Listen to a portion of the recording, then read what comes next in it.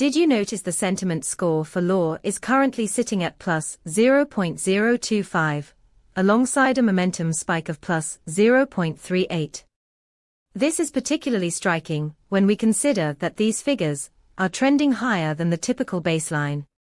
It suggests a sudden shift in sentiment around legal topics, which you can leverage. Our API returns nuanced insights including sentiment scores, momentum changes, and semantic clusters, giving you a comprehensive view of legal sentiment dynamics. You could use this data to enhance your legal analytics tools, or to identify emerging trends in litigation or compliance discussions. Imagine tracking how sentiment shifts in response to new regulations or landmark cases, providing your users with actionable insights. Get started by checking our documentation at pulsebit.lojenterprise.com/docs.